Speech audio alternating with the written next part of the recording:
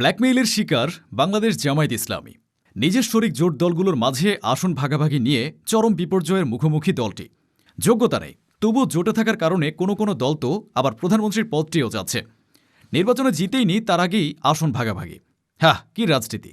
যে কারণে বলা হচ্ছে নিজ শরিক দলগুলোর কাছে ব্ল্যাকমেইলের শিকার জামায়াত ইসলামী। তো বন্ধুরা, আজকের এই ভিডিওতে আমরা আলোচনা করব সেই কারণ, যে কারণে ব্ল্যাকমেইলের শিকার হয়েছে জামায়াত ইসলামী। কিভাবে অতিরিক্ত আসনের লোভে শরিকরা জামায়াতকে সরকার গঠন থেকে দূরে ঠেলে দিচ্ছে, আর কোন কোন শরিক দলের প্রতারণায় নির্বাচনে হারতে যাচ্ছে দলটি, এবং কেন এই জোটকে এখন আর সরকার হওয়ার জোট নয় বরং শক্তিশালী বিরোধী জোট হওয়ার জোট মনে হচ্ছে, এ সম্পর্কে বিস্তারিত আলোচনা করব আজকের এই ভিডিওতে। তো চলুন আর কথা না বাড়িয়ে ভিডিওটি শুরু করি। তবে বন্ধুরা, ভিডিওটি শুরু করার পূর্বে অনুরোধ রইল, ভিডিওটিতে একটি লাইক দিয়ে শুরু থেকে শেষ পর্যন্ত দেখুন। তাহলে জোট করতে আসছে না ফাইজলামি করতে আসছে? এখানে এটা কি ফাইজলামি নাকি? এটা জোট করতে আসছে না ফাইজলামি করতে আসছে? গতকাল যারা জামায়াত ইসলামীর আমির ডাক্তার শফিকুর রহমানকে দেখেছেন, তাদের সবার মনে একটাই প্রশ্ন জেগেছে, হাসি খুশি মানুষটাকে আজ বড্ড অসহায় মনে হচ্ছে কেন? তিনি এমন এক সন্ধিক্ষণে দাঁড়িয়ে আছেন যখন তিনি চাইলেই এককভাবে ক্ষমতায় যাওয়ার স্বপ্ন দেখতে পারতেন, কিন্তু চাইলেন সবাইকে নিয়ে দেশ গড়তে। তিনি ডাক দিলেন ঐক্যের, কিন্তু তিনি ভাবতেও পারেননি এই উদারতাই তার জন্য কাল হয়ে দাঁড়াবে। তিনি ভাবেননি যাদের তিনি ভাই মনে করে বুকে টেনে নিলেন তারাই তার বুকে ছুরি মারবে, তারাই তাকে ব্ল্যাকমেইল করবে। গলার কাটা এমনভাবে আটকে গেছে যে না পারছেন উগলে দিতে আর না পারছেন গিলতে। জোটের শরিকরা বাস্তবতা ভুলে আবেগের বশবর্তী হয়ে এমন সব আসন দাবি করছে এবং নিচ্ছে যা দিন শেষে পুরো জোটকেই ডুবিয়ে দিতে পারে। রাজনীতি আসলে রেসের মাঠ, এখানে বাজি ধরতে হয় জেতার মতো ঘোড়ার উপর, দুর্বল ঘোড়ার আবেগে নয়। কিন্তু জামায়াতের কিছু শরিক দলের তথাকথিত বাঙালি রাজনীতির মস্তিষ্ক সেটা বুঝতেই ব্যর্থ হয়েছে। তাদের যুক্তি সহজ, দল ছোট হলেও 30, 40, 50টি আসন চায়, কারণ পরিচিতি দরকার, ব্র্যান্ডিং দরকার, কর্মীদের খুশি করা দরকার, নেতা সাজতে হবে। কিন্তু ভাবুন, আপনার হাতে এক শক্তিশালী রেসের ঘোড়া আছে যার জয়ের সম্ভাবনা 90%, সেটি জামায়াত। আরেকটি দুর্বল ঘোড়া আছে শরিক দল, যার জয়ের সম্ভাবনা মাত্র 5%। সরকার গঠন করতে চাইলে আপনি কাকে দৌড়াতে দেবেন? বুদ্ধিমানের কাজ ছিল শরিকদের 3, 5 বা 7টি নিশ্চিত আসনে সন্তুষ্ট থাকা, বাকি আসনগুলোতে জামায়াতকে পূর্ণ সমর্থন দিয়ে জিতিয়ে আনা। তাতে লাভ কি হতো? জোটের মোট আসন বাড়ত এবং ক্ষমতায় যাওয়ার পথ আরও সহজ হতো। দ্বিতীয়ত, সরকার গঠনের ম্যাজিক ফিগার 151-এ পৌঁছানো তখন অনেক সহজ হতে পারত, কিন্তু তা করা হলো না। বরং বাজি ধরা হলো নিজেদের ঘরের দুর্বল ঘোড়াগুলোর উপর। ভাবা হলো একটা চান্স নিয়ে দেখি না, অথচ এই চান্স নেওয়ার মানসিকতাই নিশ্চিত পরাজয়ের রেসিপি। আজ প্রতিপক্ষ বিএনপি মুচকি হাসছে, কারণ তাদের কাজটা আপনারাই সহজ করে দিয়েছেন। জামায়াত ইসলামীর মূল সমস্যা হলো তাদের কাঁধে দায়িত্ব ও দরদ দুটোই বেশি। গত 15 বছরের জুলুম আর 2024-এর বিপ্লবের পর তারা চেয়েছিল অভিভাবকের ভূমিকায় থাকতে, সবাইকে নিয়ে চলতে, আর এই সুযোগটা কাজে লাগিয়েছে ছোট দলগুলো। জামায়াতের আমির হয়তো প্রকাশে বলছেন না, কিন্তু বাস্তবতা হলো তিনি কার্যত জিম্মি। শরিকদের চাবি স্পষ্ট, 10, 20, 50টি আসন না দিলে আমরা জোটে থাকব না, আমরা না থাকলে আপনারাও ক্ষমতায় যেতে পারবেন না। এই ইমোশনাল ব্ল্যাকমেইলের ফাঁদে পড়ে জামায়াত প্রয়োজনের চেয়ে বেশি কোরবানি করে ফেলেছে। কিন্তু রাজনীতিতে অতিরিক্ত কোরবানি অনেক সময় বোকামি হয়ে দাঁড়ায়। জামায়াতের সাংগঠনিক ক্ষতি নাও হতে পারে, কিন্তু ক্ষতিটা হবে বাংলাদেশের, কারণ ভারসাম্যহীন সরকার দেশকে আবার একনায়কতন্ত্রের দিকে ঠেলে দেবে।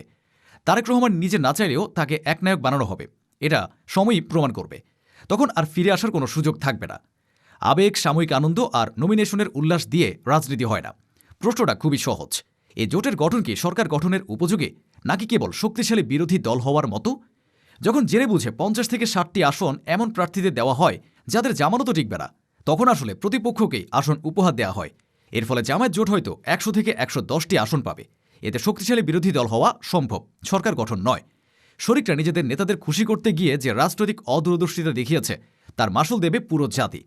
সরকার গঠন করতে স্যাক্রিফাইস নয়, স্ট্র্যাটেজি লাগে। শরিকরা স্যাক্রিফাইস তো করেইনি, উল্টো কৌশলটাই নষ্ট করে দিয়েছে।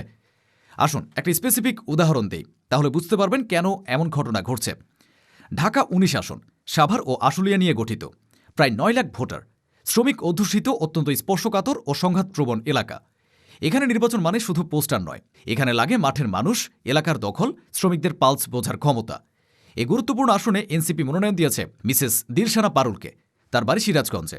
একসময় সেখানে নির্বাচন করতে চেয়েছিলেন, মনোনয়নও জমা দিয়েছিলেন। দীর্ঘদিন ছিলেন অস্ট্রেলিয়ায়। হঠাৎ দেশে এসে এনসিপির টিকিট নিয়ে শাপলা মার্কে দাঁড়িয়ে গেলেন সাভার আশুলিয়ায়। ভাবুন তো, 9 লাখ ভোটারের এলাকায় এমন একজন প্রার্থী যাকে 9 জন মানুষও চেনে না, যিনি কিনা সেখানে থাকেননি। তিনি কি সাভারের গার্মেন্টস শ্রমিকদের পালস বোঝেন? তিনি কি স্থানীয় মাস্তানি, সিন্ডিকেট আর কাঁচা রাজনীতি সামলাতে পারবেন? এটা কি নির্বাচন নাকি মশকরা? এই আসনটি জামায়াত বা জোটের কোনো হেভিওয়েট প্রার্থীকে দিলে জয়ের সম্ভাবনা ছিল প্রবল, কিন্তু এনসিপিকে খুশি করতে গিয়ে এটিকে এখন নিশ্চিত লস প্রজেক্টে পরিণত করা হয়েছে। ফলাফল কি? বিএনপি প্রার্থী ঘরে বসে থাকলেও অটোমেটিক জিতে যাবে। এখানে জামায়াতের করার কিছু নেই। জোটের এই ফাইজলামি আসলে মেনে নেওয়ার মতো না। এই একটা উদাহরণই প্রমাণ করে বাঙালি মস্তিষ্ক বাস্তবতা বোঝে না। তারা মনে করে দাঁড়িয়ে গেলেই এমপি হওয়া যায়। আরেকটি উদাহরণ দেই, বাংলাদেশ খেলাফতে মজলিস। এই দলটি এখন দুই ভাগে বিভক্ত। একদিকে মামুনুল হকের গ্রুপ, তাতে দেওয়া হয়েছে 20টি আসন। অন্যদিকে আহমেদ আব্দুল কাদেরের গ্রুপ, তাতে দেওয়া হয়েছে 10টি আসন। অর্থাৎ এক খেলাফতে মজলিসে নিয়ে গেছে মোট 30টি আসন। এখন প্রশ্নটা খুব সরল, এই 30টির মধ্যে 3টি আসনেও কি খেলাফতে মজলিসের মার্কা বাস্তবে জিততে পারবে? উত্তর সবাই জানে, পারবে না। আসলে এই জোটটা হয়েছে এক ধরনের ব্ল্যাকমেইলিং জোট। আলোচনা শেষে একটা প্রবাদই মনে পড়ে, পাল্লায় ব্যাং মাপা। আজ জামায়াত ঠিক সেই অবস্থাতেই আছে। শরিকদের এক পাল্লায় বসালে অন্য পাল্লা থেকে লাভ দেয়া ব্যাঙের মতো সবটাই জামায়াতের ঘাড়ে। শিগগিরই তারা বুঝবে যাদের জন্য এত স্যাক্রিফাইস আর আত্মত্যাগ করা হলো, দিন শেষে তারা না নিজেরা জিততে পারবে, না জামায়াত জোটকে জিতাতে পারবে। তবে এখনও সময় আছে। 22 জানুয়ারির আগে যদি এনসিপি, খেলাফতে মজলিস সহ অন্যান্য শরিকরা বোঝে যে এখন সবচেয়ে জরুরি কাজ হলো জামায়াতকে জেতানো, তাহলে তারা নিজেদের দুর্বল আসনগুলো থেকে প্রার্থিতা প্রত্যাহার করে সেই আসনগুলো জামায়াতের জন্য ছেড়ে দিতে পারে। এই কাজটি করে দেখিয়েছে জাতীয় গণতান্ত্রিক পার্টি জাকপা। রাশেদ প্রধান কোনো আসনেই দাঁড়াননি, কোনো মনোনয়ন নেননি, তবুও জোটে আছেন, থাকবেন। এটাই রাজনৈতিক দূরদর্শিতা। অতিরিক্ত আসন নিয়ে সবখানে হেরে যাওয়ার চেয়ে কম আসন নিয়ে জামায়াতকে জিতিয়ে সরকারে যাওয়াই যদি সবাই বোঝে, তবে জোটের ক্ষমতায় যাওয়ার পথ খুলবে। কিন্তু হায় বাঙালি, সে কি আর ঠেকে শেখে? তারা ঠকেও শেখে না। আজকের এই বিশ্লেষণ হয়তো অনেকের খারাপ লাগবে, কিন্তু যেদিন রেজাল্ট বের হবে সেদিন হয়তো আফসোস ছাড়া আর কিছুই করার থাকবে না। আল্লাহ সবাইকে বোঝার তৌফিক দান করুন, আমিন। তো বন্ধুরা, ভিডিওটি সম্পর্কে আপনার মন্তব্য কি কমেন্টে লিখে জানান। ভিডিওটি ভালো লাগলে শেয়ার করুন এবং চ্যানেলটিতে নতুন হয়ে থাকলে সাবস্ক্রাইব করে বেল আইকনটি বাজিয়ে রাখুন। ধন্যবাদ।